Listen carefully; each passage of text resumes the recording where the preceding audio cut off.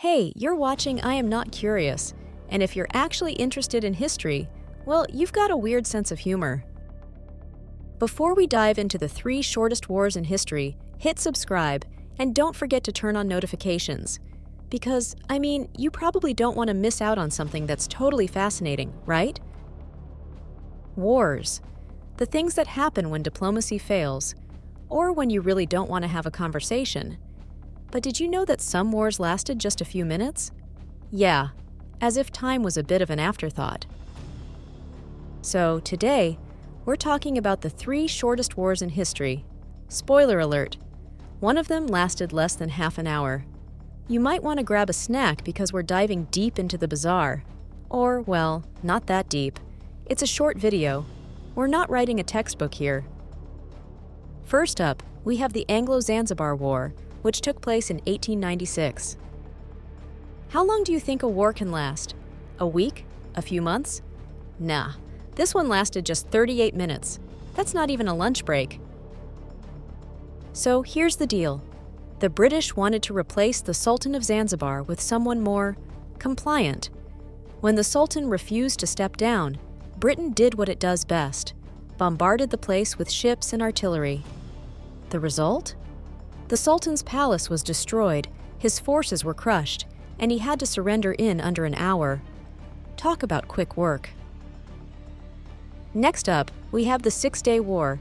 And no, it wasn't about scheduling conflicts or a bad vacation plan. This one, lasting just 6 days, is more of a blink and you'll miss it kind of deal. It happened in 1967, and here's what went down. Israel launched a preemptive strike against Egypt, Jordan, and Syria. Within 6 days, Israel had taken control of the Sinai Peninsula, the West Bank, East Jerusalem, and the Golan Heights. 6 days, which is impressive considering most people can't even make a decision about lunch in that amount of time. But it wasn't all fun and games. This was a massive military conflict. It changed the geopolitical landscape of the Middle East for decades to come. And finally, let's talk about the Falklands War in 1982. Now, this one lasted a bit longer, 10 weeks, but it was still a remarkably short war by most standards. It all started when Argentina invaded the British-controlled Falkland Islands. The British weren't having it and sent a task force across the ocean to reclaim the islands. Fast forward a few weeks.